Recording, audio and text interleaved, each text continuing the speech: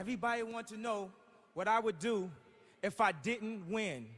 I guess we'll never know.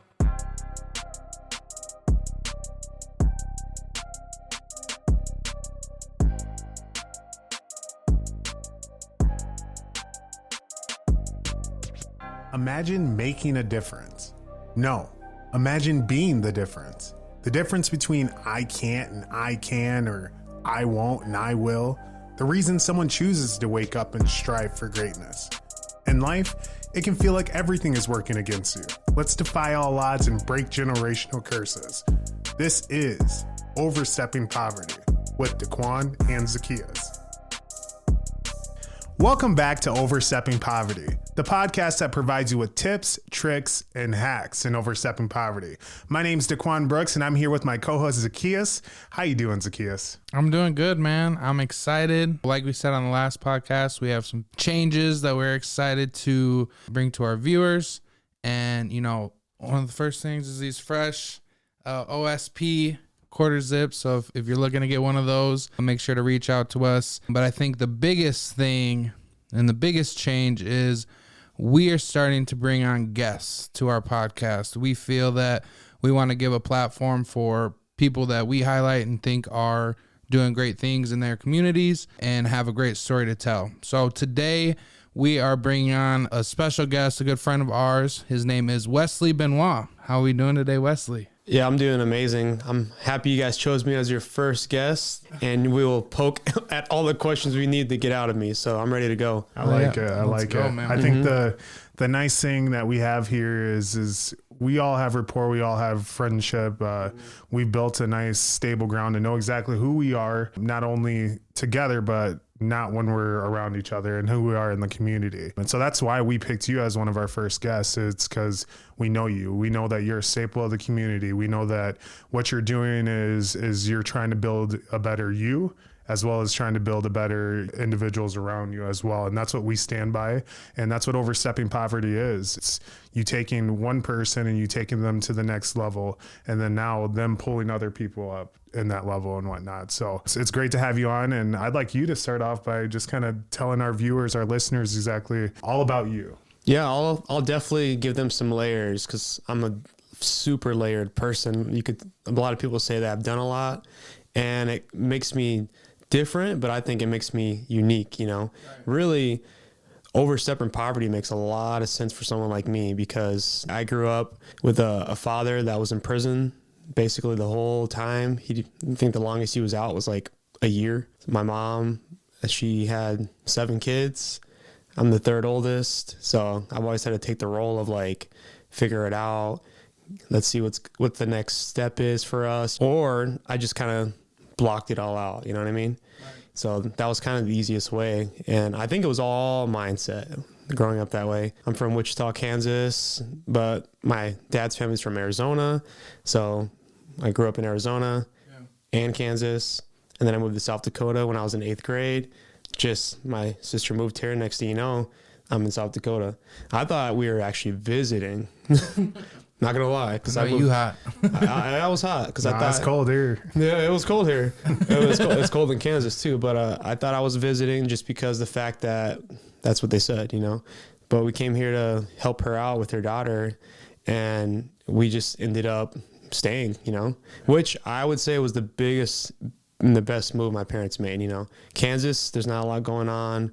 Arizona, a lot of homeless, a lot of crime, a lot of drugs, etc. You know, so I'm super, super happy to be here. What was it about being here that made you feel like it was a good place to be as you were growing up at that time? Stable here, gangs, crime, economy's very good here. You know, it just seems like a good place to plant your ground. Like, this is a very easy place to get your foundation started. You know what I mean? Sure, yeah. In Kansas, there's a lot of crime. You know, my grandma, her house is like dead center in the hood. So like, whenever I go to my grandma's house, like, there's just hood activity going on. Right. But to her, that's normal. I used to live right across the street from her, so I used to live in the hood with her.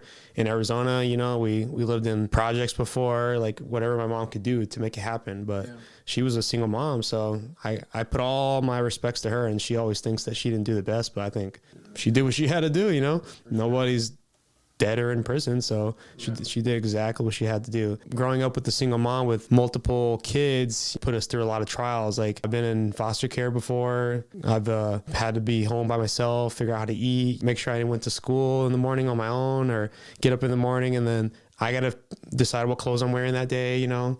Yeah. But like, to me, it was just like mindset, you know, just figure it out, keep going. But I realized that there was a difference between me and a lot of people around me that were in the same situation. I didn't notice it at first, but I just noticed little tidbits. My mom's like, hey, let's go to we're gonna go get some free stuff. And I'm like, we don't need it. We have it right here. But she still would want to do it. I think, and I started to learn that her mindset was poor. And that poor mindset was holding her back, which is holding me back. And then it was missing out opportunities for everyone, you know? Sure. Like, for example, in high school, I didn't really participate in any sports, even though I was fit. When I was a senior, 17, 18 years old, I was 190 pounds. So I was a bigger... Is that something that you wanted to do, was get into like extracurricular activities, sports and different 100%. Stuff like that? I should have at least been in there a little bit, you know, football. I don't think I should have played basketball, but I should definitely have been in football at least. But like, that's just the opportunities you miss out when you grow up in poverty. I got to ask, just because, I mean, a lot of our stories are different, but we all go through some troubles, you know, we all go through some mishaps in life, things that are uncontrolled by us. Now, growing up, a lot of people would always ask me, would you change anything? Would you change anything? Like, you know what I'm saying? Like to have anything different, to live a different life. But a lot of people don't understand that all the troubles that we went through and all the mishaps we went through, it built the people who we are today. So I got to ask you as well. I mean, would you change anything of your story, your past? Nothing.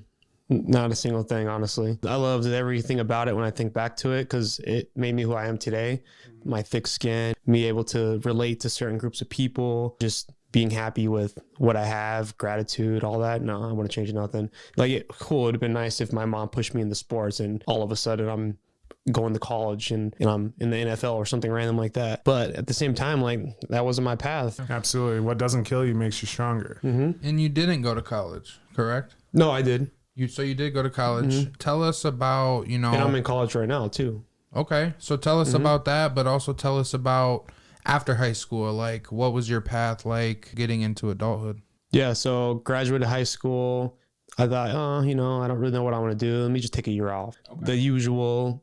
enjoy the summer type thing, but that was the worst thing I could have done, because then that just gave me the opportunity to do whatever, and whatever being like go drink, smoke, hang out with friends, house party, whatever, anything that was going on, I just had the freedom to do it. Why not? Right. So then my circle around me really wasn't doing much either, so that slowed me down. So then the fact that I should have been in a different circle, even though that was my circle, it wasn't the biggest issue, but I should have been pushing a little harder at that time in my life, you know? Yeah. And it just took me, like, the good thing is I drank and partied and smoked enough to not want to do it later on. You know what I mean? Yeah. So at what point did you, like, what was that path like? Because from there, how did you end up in the military? Well, actually, Nina, I would say my current wife, became girlfriend at that time. I didn't want a girlfriend. I didn't want a girlfriend until I was somebody. And that was a mentality that I took on. I said, you know what? Like, I don't want to be in a relationship unless I can provide, you know? I didn't want to be. At what age did you feel like you took that? 18. Okay. So me and Nina have been together 11 years now. Right. So, wow. But congratulations. You guys just had an anniversary as well. Yeah, we did. Yeah. Hey. 11 years. I love it. You know, it's a journey and most people can't take that on, you know? Right. But, you know, we have a daughter now. She's 8 months old as of this month. So she's like beautiful too. Yeah. So that's a hard path to take and most people don't want to do it. But I would say when I first got with Nina, I was like, you know, I don't want to be with you and not be a man of value. And that was just something I was trying to pursue. I was like, I want a job. At that time, I didn't even have a car. You know, I was driving my girlfriend's car. I was like, this can't be who I am. Like, I felt like a scrub, and she like wanted to be with me. And I was like, why? Right. But I think she saw potential. So then when I first started dating her, she's like, hey, you know, like, you should go to school. You know, you should, just get a job and kind of, you know, start to like do stuff, etc. And she was in school. She was getting her bachelor's degree at the time at SDSU. So I was like, yeah, you know, that's a good idea. So let me see what I should do. So then I looked at STI, And then I went to the law enforcement academy there, the law enforcement science. So I went through the whole program, got a degree in law enforcement, and finished the whole program, worked the whole time, got my first car. Well, I'd say I had cars before that, but this is like my first stable car, you know, the car you keep, the car. How old were you? I was 19. Okay. I got my first car at 14. I did it on my own, but 14 to 18, it was just like, you know, you just do whatever. Like when that starter car. Yeah, the starter car shit breaks quick. Right. For sure. But essentially, she pushed me on a path, and it was already in me, you know. But you kind of need like a foundation, Someone to push you and pull that out of you too. more or less. Like I couldn't imagine if I had a child at 18, but in a way, it made me feel like I had more responsibility. Sure. After I was with Nina, I had more responsibility. I had more to push toward. When you have an extended family, like when you get married, have a girlfriend or fiance, etc., you have another family pressuring you into things. You got two families now. Yeah. So my second family, Nina's family, they'd be like saying stuff or asking stuff, and To get married and stuff, or like what? not even that, just like, what are you doing? You Okay, know, like, yeah. you're not in school, and then that kind of puts pressure on you. You know, that's more. Well, That's they like want to make sure that they want to make sure their daughter's daughter's straight. Yeah. So like, and I was like, damn, I ain't straight. So then since I already felt like I wasn't straight. They said I wasn't straight. Nina had things she wanted me to do. Then I was like, okay. Then that's when I started to like really push a little more. Yeah. Then So they saw something else in you. yeah, they saw something else in me. He's like, oh, he's a good guy. You know, he's smart. You know, he's got his good head on his shoulders. Yeah.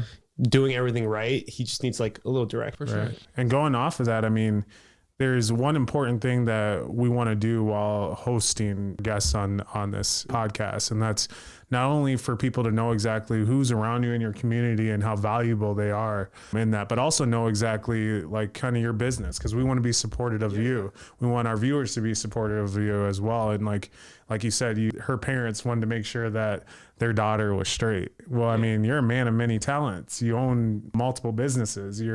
And so I'd like you to tell our viewers about that as well. Okay. Well, the first business I have is a cryptocurrency mining facility. We host crypto miners, fix them. We could purchase you one straight from Japan. We can program them. We could hook them up for you, etc. But like, we're the only crypto mining company here. Right. We're kind of low key, but at this point in time, we're mining for ourselves because we're making enough mining profits that we don't really need customers, but we're out there. And then what's the name of that business? Gen III Capital. So you look up Gen III Capital .financial and you'll see us right there. You can order from us, or just if you want to just talk about crypto, we're all about that. You know, we like mining, but we just like crypto itself, The whole space. Yeah. the whole decentralized network, all that, DeFi, all that. What is your other businesses? So this is something I started called a dormant business. It's a concept of owning a business that you can activate whenever, right? So I started a company, LEIA's cleaning operation, the month after my daughter was born, and I just wanted her to have her own business. So I made a logo that looks like her. Yeah. It's just a cleaning company. We clean residential, commercial, move in, move out, whatever. We have all the equipment. I have a storage unit not too far from here, full of equipment ready to go. So if anyone needs their house clean, their commercial clean, we can do it. But like, it's dormant. So like, I can just activate it today, or I can not use it for a week, because I don't need the money I just wanted another business, and I wanted her to have a business. Yeah. And she's only 8 months old. Right. Yeah, that's overstepping poverty. Right. Yeah, she's only 8 months old. She already has. I already started building her credit. Yeah. I started building her credit when she's 6 months old. She's gonna be set. My house is gonna be in her name. So I gotta ask, why is that important for you to be setting up these things for her? What is the mindset behind that? So it's big because I'm a man, right? So obviously, but she's going to be a woman one day, and I just want her to think differently. I want her to know her worth. Because my mom, my sisters, a lot of women, they just choose the wrong man, you know? I want my daughter to pick the right man, and she doesn't have to use me as a point of reference, but I want her to just know her value. Imagine my daughter meeting a man that doesn't have the car she has, doesn't have a house, and she has 2, doesn't have a business, and she has 3, you know, doesn't have assets, and she has a lot. I'm going to show her those things. I'm going to say, this is your stuff. And it's going to be I want her to have high standards. Absolutely. So that's what I'm building with her. And she's only 8 months old. So by the time she's 15, 16, she's gonna have a lot. And I know you, so I know that it's important for you to not only embody being a high value man, but really show that, and be an example of that for your daughter. Something that you wanted to talk about as we were going over topics was hats of value. And when you said that, I personally did not know exactly what you meant. Yeah. So you've talked about it a little bit off camera. Let's dive into that. Let's dive into what is hats of value. Okay, hats of value. So picture yourself with 20 hats on top of your head constantly, right? Okay. And some of them way more than others. Right. But everybody has a hat they wear no matter what. Everybody's a man, everybody has a job, everybody's a student. Some people are dads, but not everybody has a perspective to go forward with these hats. Not everybody wants to stack the hats because they think they have enough. Because we all have a lot of hats. We all have to wake up every morning. We all have to be disciplined. But going back to the era of the Renaissance, they used to call this a Renaissance man. It was a man that had a lot of value and it was well-rounded. He was a well-rounded man. He was a warrior. He was a poet. He was a father. He was a friend, Okay. He was a Mason sometimes. So essentially, I like to wear multiple hats, which I already do. And I have done a lot of things. I used to be a semi-truck driver. I'm in the U.S. Navy right now. I'm a business owner. I'm a dad. I used to sell cars, network marketing, whatever. I've done it all. Fast food. So I can relate to like a little bit of everyone. I've done life insurance. Right. So that's a lot of hats, right? And then on top of that, I'm in college right now to get my cybersecurity degree. So that way I could be at the forefront of intelligence. Yeah, absolutely. So with that hats of value and like being a high value man, what is that like? How do you embody that on a day to day? Like, what are some characteristics that people that are listening can take away and be like, okay, that's what a high value man is. That's how I should, not necessarily, that's not how I should act, but maybe I should think about those things and kind of decide if that's how I should carry myself.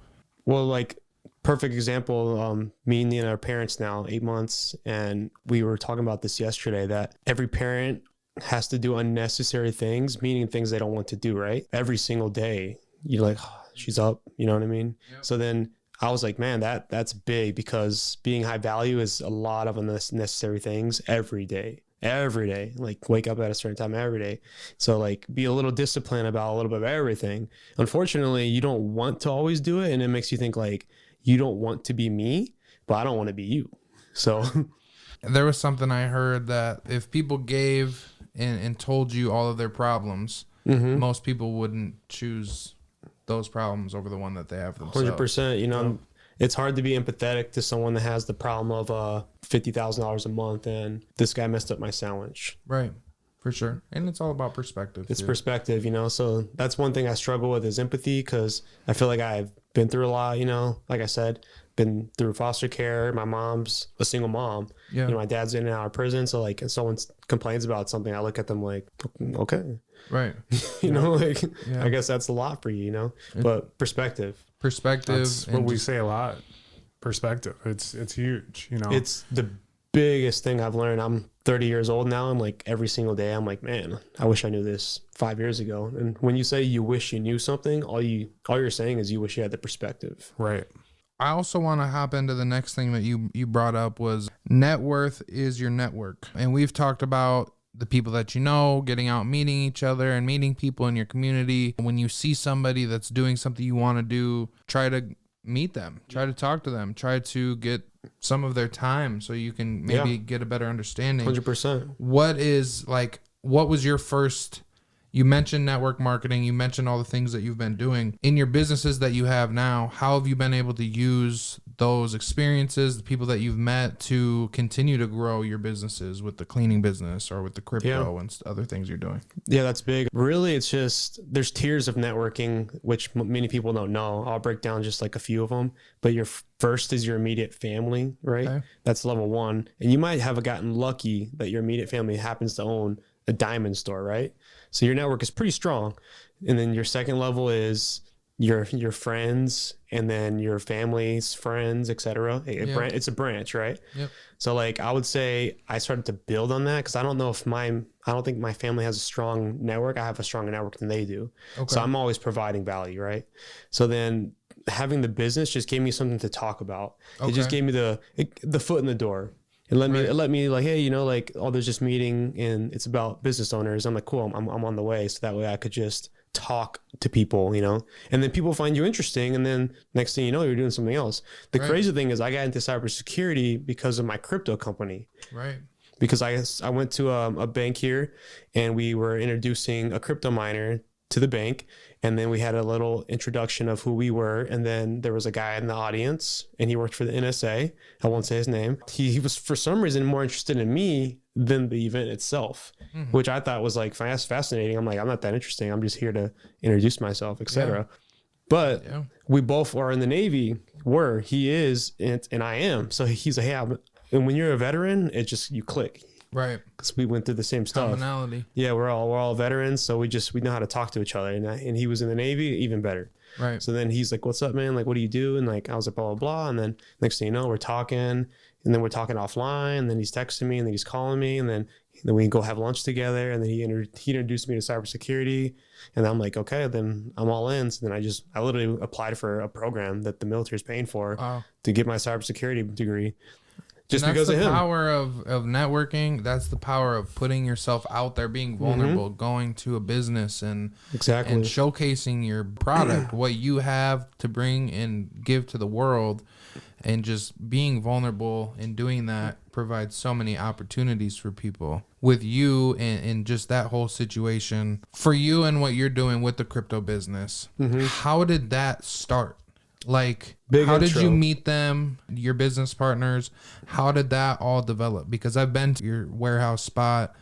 It's dope. There's a lot of stuff that went into it. I mean, I saw it when there was nothing up. Yeah, we turned it from 0 to 100. You did, and a lot of work went into it over the last year and a half or however long you've had it. So how did that whole business start, and how did you kind of get connected with business partners? Yeah, that business partners are definitely unique to get, that's for sure. It actually started with the Navy. Crazy thing, yeah. I was on a ship in Virginia on an aircraft carrier, and I was sitting next to this guy who was into stocks. Okay. And he introduced me to Robinhood, and I had like 30, 40 grand extra money that I was like, you know what? Like, maybe I should invest in stocks.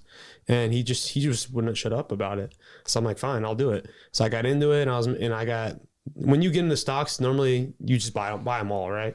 You just buy every single thing you see. So I got like 70 stocks. Right. You can't follow all those. That's impossible. But I did it anyways. And I just was following all of them, and just anything that was moving. I thought I was making money, made like $400 one time. And I was like, man, I can do this, Right. But I was like, man, I don't even know how to read these stock lines. I don't want to understand a CEO of a company. He got a DUI. What the fuck does that have to do with me? Right. Right. So then Robinhood, if you scroll down a little bit, crypto's right there. And I'm like, Dogecoin, Bitcoin, Ethereum, why the fuck is this on here? And why isn't anyone getting it? Right. So then I saw Dogecoin. It was like, $100 is like a lot of stock, right? Because it was like 0.0000000, and I was like, that's like the most zeros out of all of these stocks on here. So I was like, let me just throw a little bit in. So I threw in like a couple $100, and it beat all of my stocks within that next couple weeks, and then it kept beating my stocks. And I was like, man, so maybe I should go all in on crypto, but I don't know too much about it. So I deep dove, and I watched videos and watched every single YouTuber and I watched the history of Bitcoin, and I just learned everything and anything about crypto. Right. I took all my stocks and dumped it all into crypto, every single thing. And then I like 10x'd my money. Wow. I made like 4-year salary within like 2 months. My whole military salary, I made it in like 4 months. Wow. So on an aircraft carrier. Yeah, I was just sitting on the ship. Oh my God, what a story. Insane. I'm sitting on the ship with a bunch of government contractors, and I just showed them my phone, and they're like, what? And they're like, why are you here? And I was like, I don't know. So I can't get off. I was like, I'm in the military. I was like, I can't just leave. You guys know that. Right. So then I was on the way to leave. Virginia was where I was at on a ship. I was on the way out, and I needed to decide what to do with the money, because I already, at that time, I had over 6 figures of money, and I didn't really have any perspective on what to do with money. I never had that much money before. I didn't know, should I buy a house? Should I buy a food truck? Should I get a business? I didn't know what to do. I was just lost. There's a person here that lives in town. I don't know if you want me to say her name. DeQuanda. Okay. DeQuanda Clay. Yeah. DeQuanda Clay. Me and her were talking. I was gonna buy her a food truck. I still will, DeQuanda, if the numbers make sense. She was like, hey man, I met this guy in the sauna. I was like, what? As what does it have to do with anything? And she's like, well, he was trying to start a Bitcoin mining company. And I was like, it's interesting because I heard of that. So anyway, I just reached out. I went to his website, reached out, emailed him. I'm their first email. I'm the first person who ever talked to them ever. Really? Yeah. Long story short, we start the company. When I came back, it didn't work out with those guys, but I learned so much. So then I had a client of mine from the company who I sold crypto miners to, who wanted to continue to mine. He wanted to continue. After that didn't work out. After the decline. So then I was like, well, you know what? Let's start our own business. And he's like, okay. So so me, him, and then his father-in-law, we started a business. Wow. We started a business. We built it from the ground up. And then I found a fourth partner. And then it's just us four. And we just did ground zero up to 100. That's amazing. It definitely wasn't easy. Like, we spent a lot of time in the cold, shivering and learning how to build and learning how to mess with control boards and watching a lot of tutorials and a lot of techie stuff that we didn't know anything about. I like it. That started a whole business. And I think, and that's what gave me the idea that every business is ground zero. So I don't even care no more. I'll start any business as long as it makes sense. For sure. I like it. Well, everyone, as you know, thank you guys so much for being here with us today. This is now the part of our episode where we give you guys 5 tips, tricks, and hacks in overstepping poverty. And actually, our special guest here, Wesley Benoit, is going to go ahead and share with you those. Okay. So the 5 things I wish I knew if I was just starting over and I was a younger man, this is what I would go over. We kind of went over this a little bit, but your network is your net worth. Basically, the people around you definitely make a difference. You know, you might know somebody that owns a car dealership. You might know someone that's a realtor. You might know someone that paints houses. Just knowing these people builds your whole lifestyle, even though you don't know it. So that's my first trick and hack there. My second one, what I would say is, this is big, just taking yourself serious, really looking at yourself and thinking like, I can't be tripping over myself every day. Like, you know, I actually got to look at myself as if I'm going to be a CEO of a company or a lawyer one day, or et cetera. Just take yourself serious, because some people come from families that don't actually have a serious role model. And that's big. Just really look at yourself. The next one I would say is, this one ties into your network, is your net worth, but your network is bigger than you, meaning you don't really know how far it goes out. Some people have LinkedIn accounts and there's something called 1, 2, and 3 levels of connections. And like, there's like levels up to 10 connections. You could be talking to someone that you met from connection 1, but it's all up to connection 10. So you would never meet that person in real life, but LinkedIn put you in that position. So essentially, everybody knows somebody. Right. Always. The last thing I would say is take care of the people around you. Keep taking care of them. You know, some people might burn you, and it is what it is, but just keep taking care of them over and over and over again. Like, you can't get away from your mom being in a bad position, but just keep taking care of her. And one day you'll be at the ability to actually put her in a position of elevation, but she doesn't know that. She maybe doesn't know how to make a resume, and you do now. So now you got a new job, etc. The last one would be self-awareness. Knowing yourself is huge. It's critical to know who you actually are, because then you could put yourself in the right spot. You know, if you're not good at sales, then don't do sales. If you're not good at working hard and working alone, then don't work alone. Just figure out where your position is and niche it. I love it. Well, thank you guys again so much for listening and taking the time to really know a staple in our community, Wesley Benoit. Again, my name is Daquan Brooks. And this is Zakiya Shaw. We're out. Thank you guys for taking the time to overstep poverty. Thanks for tuning in to another episode of Overstepping Poverty. We hope you found this week's discussion informative and thought-provoking. We know that tackling poverty is a complex issue, but by working together and understanding the root causes, we can make progress towards creating a more equitable society. If you enjoyed this episode, please share it with your friends and family, and don't forget to subscribe to our show. Until next time, let's take the next steps in overstepping poverty.